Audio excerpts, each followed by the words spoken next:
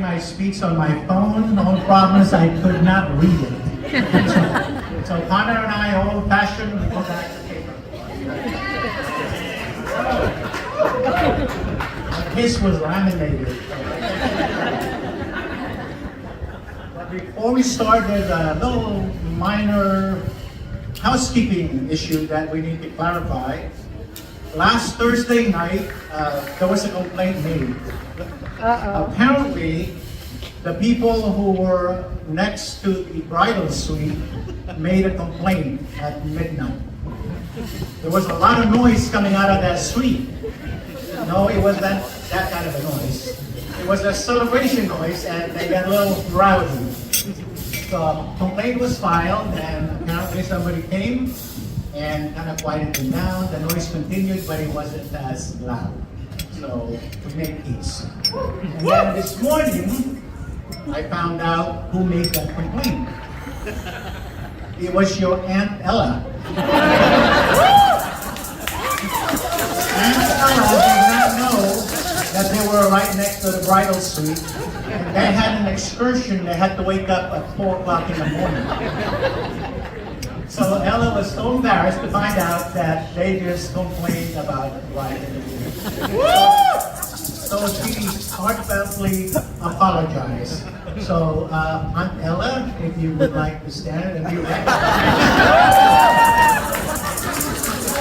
She did offer her apologies. And going forward, please, with all your friends here, please be as loud as you can.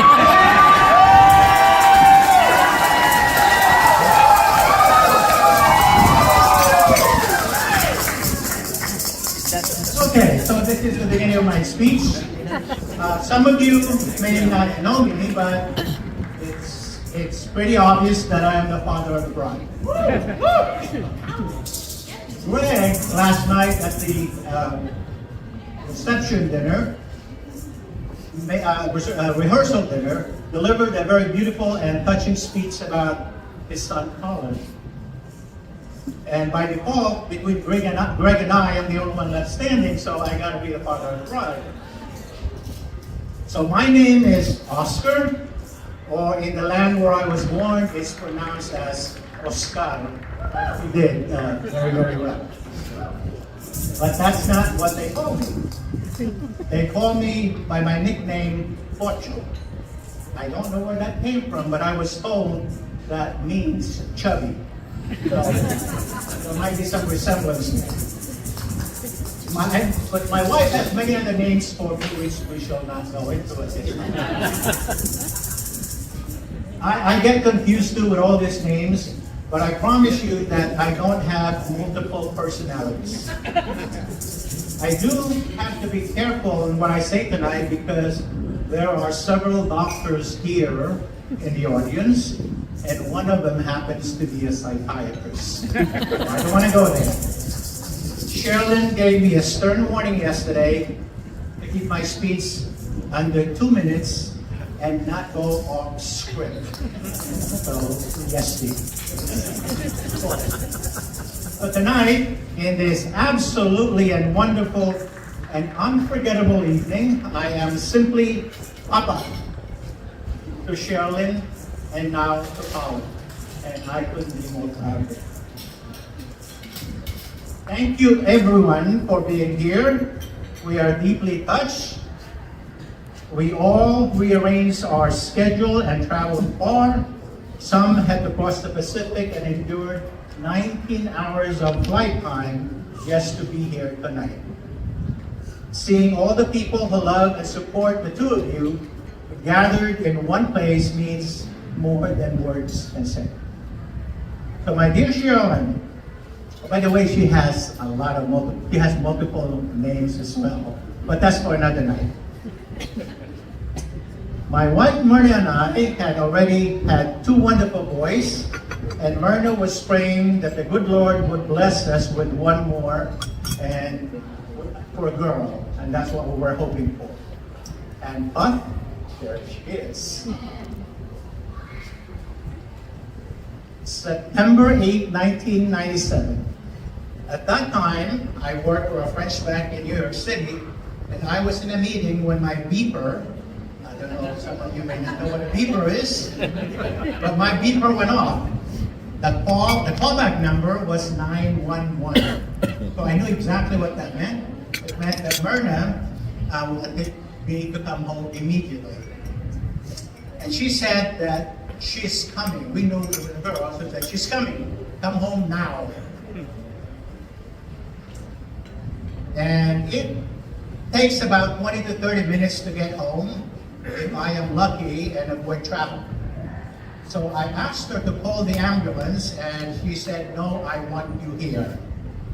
I hailed a cab, and I made it home in less than half an hour, which was great. Myrna was distressed, but she was ready. She and I made it home in less than half an hour, and she was all dressed up with full makeup on because it was extremely important for her to look good when we take the first picture. So we went through this with the first two boys, so she was all ready. So she was good to go. So we got into our minivan, and I weaved in and out of traffic, and Myrna tried so hard to keep Cherilyn from coming out. Undoubtedly, one of our most stressful family incidents ever, and it's interesting how the mind processes these stress triggers. My thought process was juggled between Myrna's condition, navigating through traffic, and getting us safely to the hospital. But for some reason, the thing that stressed me more than anything else was the question of how am I going to clean up this minivan if she gave birth?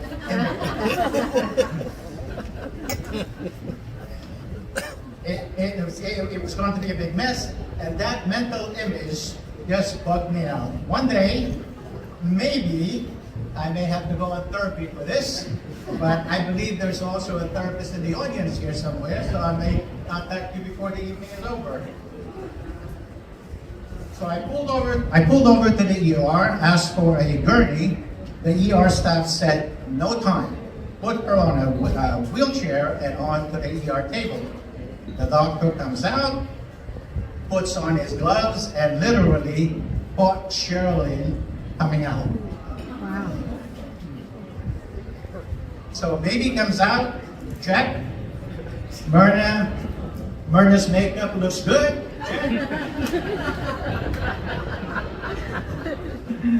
I took the standard and mandatory pictures, and everything was just fine. Check.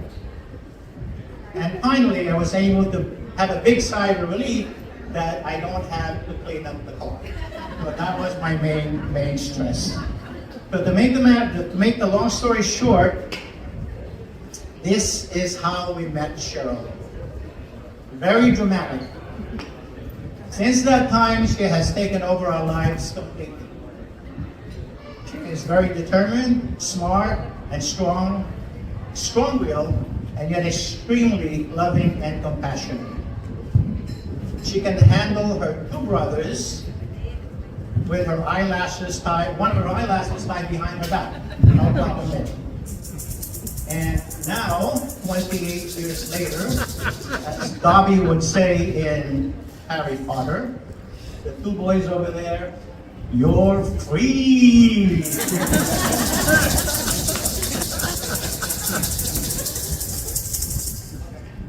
But anyway, she can handle this, her two brothers very, very well. But I am her protector. That's the reason why I'm always in trouble with my wife all the time, because I protect Cherilyn. As some of you found out firsthand this morning. We had an incident this morning, and maybe for another story I can tell you that. So, Collin, you are hereby put a notice. If she gives you any trouble at all, make sure that you do not call me. It's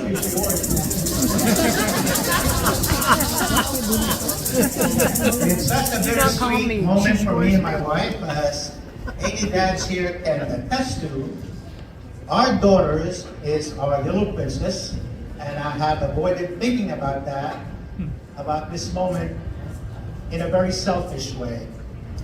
Yesterday at the rehearsal, one of Cherilyn's friends asked me if I'm ready for this. I got startled by that question. I said, no, I am not. And I really am not. But Myrna and I are thrilled and very happy that she has found and now married to Collin, who loves her and takes care of her unconditionally. From the very first moment that Cherilyn introduced us to Collin, we immediately felt that you two had something very, very special. You are both in a good place, and your mama and I are so proud, as well as your brothers, Paco and Rafa. So before I finish, or before I get the look from these two girls, from my princess or my queen over there, I would like to end by asking all of you to please stand up. Pick up your body. To Cherilyn and Collin, we all love you with all our hearts.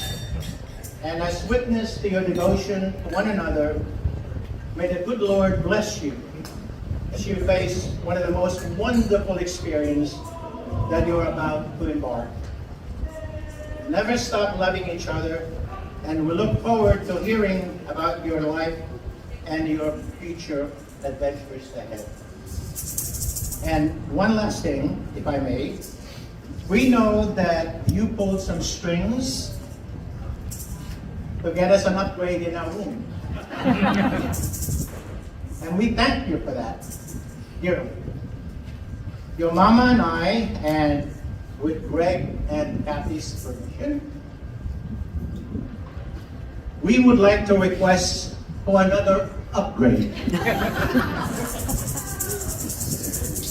From dog sitting to baby sitting. He wants to request an upgrade from So a dog sitting to wonderful baby life that sitting. awaits you both. Cheers to the newlywed, Cherilyn and Collin Patterson.